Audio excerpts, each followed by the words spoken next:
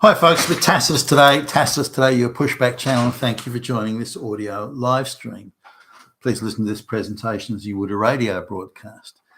In this essay, I'd like to talk about the susceptibility of women and girls to fantasy narratives. Now, it doesn't mean that some men aren't susceptible to it, but it's particularly a women and girls thing. So when we see, Western governments running counter narratives, so they're running, protection rackets in effect for globalist policies. So globalization is bringing a whole lot of third world peasant men into the West, and they have very different views on how to deal with and interact with women. And so they, by far and away, are the primary murderers of women and the harassers of women, whether it be at school or at college or at on the street, the workplace, or whatever. But in order to concede that, Western governments that are controlled by the globalists, and who the globalists say you must have, this is your quota of third world peasant, people that you're going to bring into the country every year, because those are their orders. They have to run protection narratives, because the reality is that these people coming in are creating all sorts of crime. They're harassing and raping and murdering women. That's not good for the image, if you like, of mass migration. So what does the government, all Western governments do? Well, they run narratives that the real problem is not those folks that are coming in that actually are committing. The real problem is straight white men. They are the problem. They are the evil ones. And so this is, whole narrative is built up around this, and fake statistics, propaganda, torrents of propaganda, none of which is organically developed or put together. It's all propaganda funded by government taxpayer, yet the taxpayer is paying for it. The government is going to groups and saying, we want you to make anti-white propaganda, and how much money do you want? Done. So this is the racket that's going on. Now, they're going to exceptional lengths. In Australia, in Australia, there was some anti-Semitic incidents. I don't know how many were staged or choreographed, but some clearly were. But nonetheless, some very amateurish sort of anti-Semitic activists were involved here. They obviously didn't complete basic English in high school. Anyway, so the concern was that these were, because it was going on at approximately the same time as these Palestinian protest things were. The concern was that people were saying, well, it's it's Arabs and it's Islamic folks and it's Palestinians that are doing it, and some were. I don't know if all of them were, but some were. But the government thinks, no, we can't have that, because that runs counter to our mass migration narrative. So the globalists obviously came with, hey, you get control of this narrative. All right, get on with it. So they stage managed this thing, got a bunch of white guys to dress up in black uniforms and masks and march up and down in some public place, so the police could come chasing after them. See, it's the neo-Nazis. It's them. It's the Nazis. It's straight white male Christians, Nazis. It's them. They're the... I mean, talk about pantomime. Fuck. So this is the level, that the propaganda level of going and creating fantasy. Now, how many people believe that? I don't know. But women are particularly susceptible to fantasy narratives. There's bad boogeyman hiding in the. Women are particularly susceptible to that, and so. And women are the biggest supporters of leftist political opinion, of the Democrats, the Labor Party, and so on. Single women under the age of 30 are just, almost block vote for the leftist parties. The leftist parties, in turn, are particularly, not that the others aren't, but they're particularly on board with mass migration, particularly on board with the idea of crushing straight white males in the West. So, women are again susceptible to this propaganda and are the biggest voting bloc for the leftist pro-globalist thing. So now these are also women that can be scared away. If these same women think, well, holy crap, look at all these rapists and murderers they're importing from the third world. I don't want that. I don't want this mass migration to go on. I want, I'm going to vote for. So they don't want that. So they have to depict it that it's white people are the problem. It's white men are the problem, and that's it.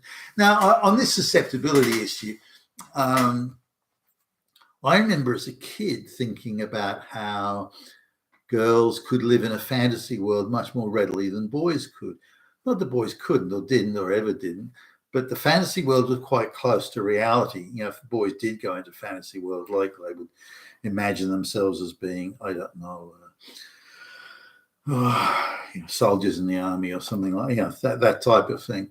Then that's sort of close to a reality situation, or they imagine themselves as being important executives, making big decisions, and that's sort of not far from removed from reality. Would all of them be executives?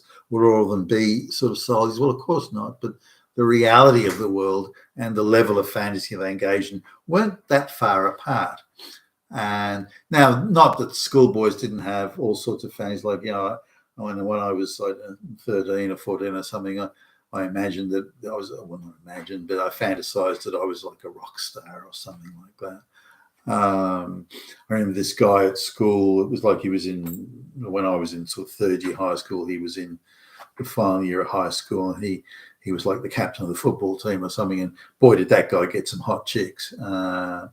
And so I fantasized that one day I'd be twice as big as I was and be the captain of the football team, and I would be surrounded by hot babes.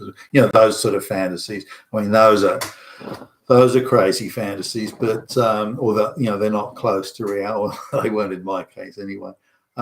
Close to reality. I never did become a rock star. Never did get those hot chicks that football captain got. But the point being was that most of the fantasies that I and boys I knew, buddies that I had, they weren't far removed from reality, whereas the girls' fantasies were far removed from reality. They weren't even close to reality. And I remember that thinking, at high school or even at junior school, thinking, wow, these girls can really live in a strange fantasy world where they invent the reality rather than live it or understand it or come to grips with it. So,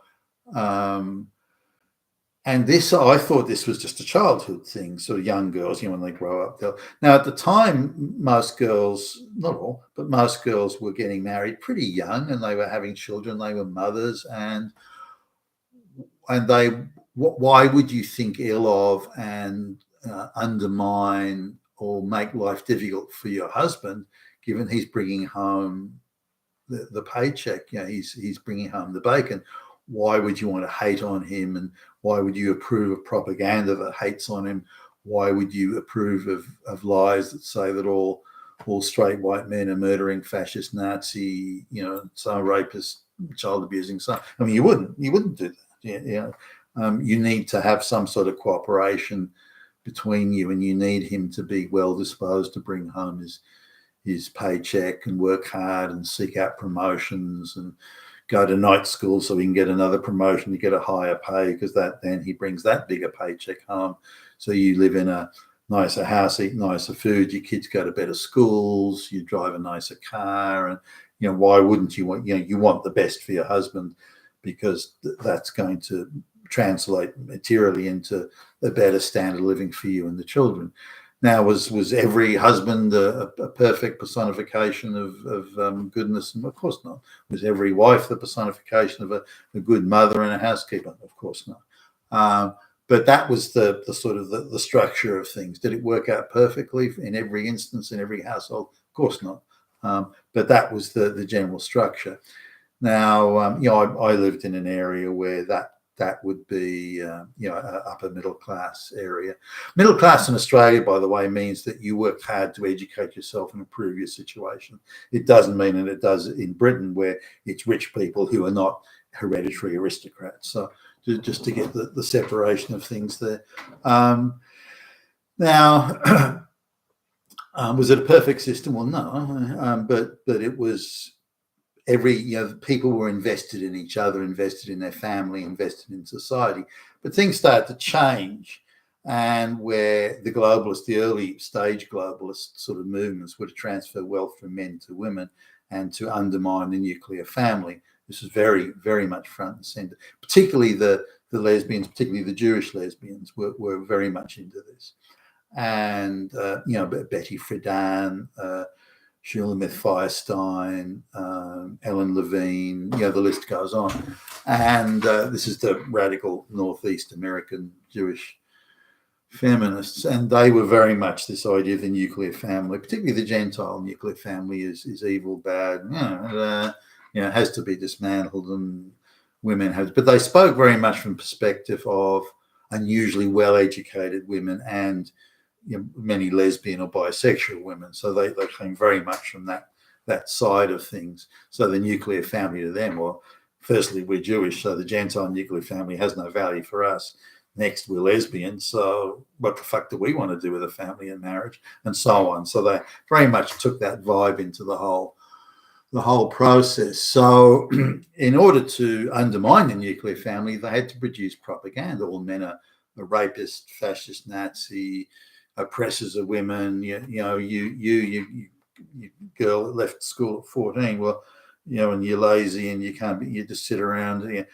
You would have been president of, CEO of some huge multinational corporation on massive dollars. If only those men hadn't been oppressing you. Now, the more simple-minded of women, they sort of went along with that. Women who were invested in their husbands and their husband's career and wanting him, look, make a lot of money and bring it home because that's better for all of us. That was undermined quite savagely, and the marriage contract was torn up so that any woman could leave the marriage at any time and take the house and the assets and the children with her, and he had to pay for the privilege of being financially raped. And that was the beginning of the end, really, and the propaganda continued from then on to undermine the nuclear family and so on. Now, did it work in every case? No, there are still sensible women around who didn't buy any of that shit, but many did. And the propaganda system remained, and the lies that all men are rapists, bashers of children, and they're all pedophiles and wife bashers and everything. That propaganda is still as thick out there as it always was. There are counsellors and school advisors that encourage young girls to say, well, you can tell me if daddy's a pedophile, just your word alone is enough. We don't need evidence, just you say it. We'll have the police dragging him off, and those people actually are in the school system. Same in the university system. Rapists are everywhere, and always depicted as straight white males, of course. Rapists are everywhere trying to rape you young girls. And girls usually, the amount of times that it's come up that a girl, affirmative action girl who never could have made it to college in the real world, goes to university and then she decides she can't hack it. And it doesn't like the work. It's all too hard. And boy, do I have to study. What do I have to study for? And maybe she thinks about converting to a lesbian dance theory course, but then gets her folks would never buy that. She's doing marketing management, which isn't exactly an onerous course, but even that's too much for her. So she quits university and goes home. And the parents, dad's taken a second job. He's dipped into his savings to pay for her college, and so he's like, well, why did you leave college for? I've paid all this money for you to go to college. I've taken a second. I'm working at 9 till midnight every night. I'm working my fingers to the bone to get to pay for your college course. Then what's she going to do? What's she going to say? Oh, Daddy, I was raped. I was raped, Daddy, by bad men. They raped me, Daddy. And oh, baby, little baby, I understand why you do. Oh, those terrible men. So and that's her leave pass. So this propaganda has become a fantasy world for women to live in, where they're surrounded by rapist, evil men. And now, it goes for. I had a friend of mine, and he's at school, like a buddy, and I might have been 14 or something, and I noticed his mother lived in fantasy worlds. Like she would see a TV program or a movie, and or she'd see like a newspaper headlines or something, and she would imagine herself in a fantasy, like an imaginary world where well, anything. She could see a movie where a guy was bribing lots of government officials, for example, and so she would start, like, the people around, me, her son, like my friend, me, her husband, and the sister, and she would imagine the younger sister. She would, like, recreate everyone around her as if they were a character in the movie that she'd seen. Then she'd act out the fantasy of the movie. Always a negative one, as I recall. So she'd say that everybody was bribing everything. You just think money will solve everything. You just bribe everybody. That's how it is, isn't it? Or she'd see a movie about how the guy leaves the pregnant woman, and she start living that fantasy. That's it. You just want you boys. You just want to leave the girl as pregnant and shoot through. Just shoot through it. Leave her with the baby. That's what you want, isn't it? Like, we're 14 years old, and we're both looking at her thinking, "You're crazy, Yeah. But that was, I remember that was it. Now she's not the only woman. Like, if you look at the young, particularly the younger girls in college, these are the lower IQ girls. It used to be that only the brighter people went to university, but that's all changed. Some of the dumbest people in the community, due to affirmative action, are being waved through to university, and they're double, triple susceptible to these fantasy worlds, because they can't exist in a real world. They can only exist in a fantasy world. They can only see the world through a fantasy lens. So they're now very much part of it. You see the street interviews. President Trump has taken away all the rights of trans people. Trans people are dying. Millions are dying a day because he's taken away all their rights. Oh, the Nazis. And so you start, well, hold on, what laws are you talking about? What's he done? Oh, it's just, I don't know off the top of my head. I can't tell you. I just know that's what's. And so they live in this fantasy world, and there are more and more people living in this type of fantasy world than I think has ever been the case. And the further we move away from reality, from merit, then the further we move away from reality.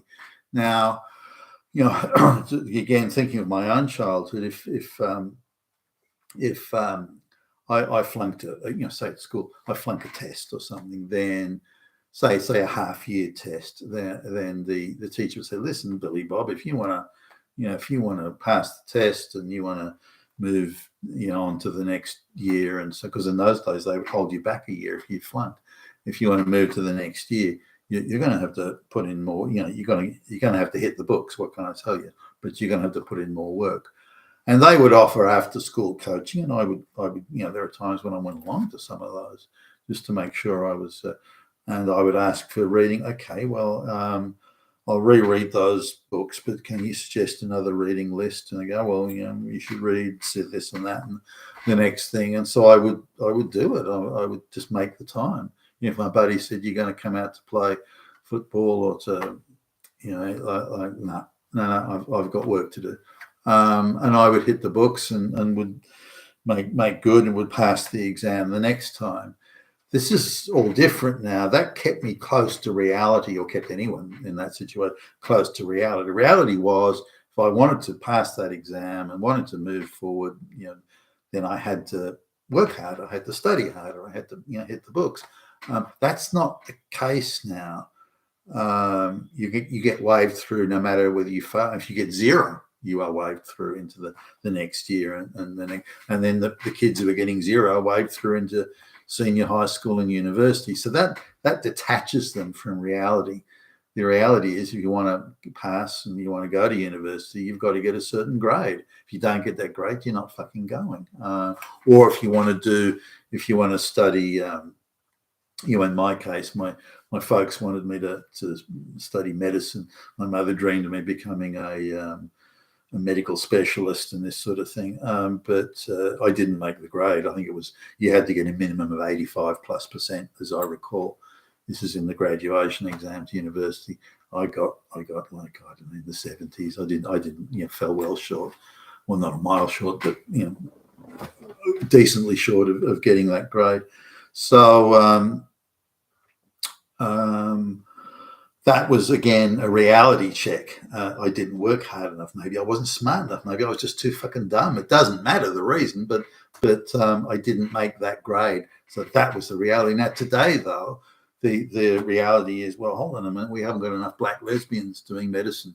Well, okay, wave those people through, but they only got like 10% exam. Who gives a fuck? We're into box ticking, and so that box ticking is a departure from reality. Now, the amount of kids at university, the affirmative action jobs, diversity inclusion departments, these are all fantasy world. These are all fantasy world things which separate the people who are the primary beneficiaries from the reality. So, and these primary beneficiaries are white women and minorities, and so they're able to live in this unreal world where, well, I'm allowed to come to the United States illegally. Why shouldn't I? Why not? Why can't I? Why can't I get free stuff endlessly? Why don't you give me a free house? Why can't I get free everything? Why can't I get free? And again, the reality, the gap between reality and the fantasy they live in is vast. Whereas in a merit system, that brings you back to a reality and keeps you closer to reality. And until we get back to a merit system in all things, whether it be graduation from junior high school or senior or college or whatever, any like getting a degree or a master's or a PhD, until we return to merit to that, then that gap between fantasy and reality will remain. And with the primary beneficiaries of that fantasy world, women and minorities, then they can afford to live and exist in this sort of fantasy understanding of things, because affirmative action, DEI, and race gender quotas allows for that non-meritorious fantasy world to expand as it has, to take in more than half the population of the Western world. We're going to Tacitus today, your pushback channel. Thank you for listening.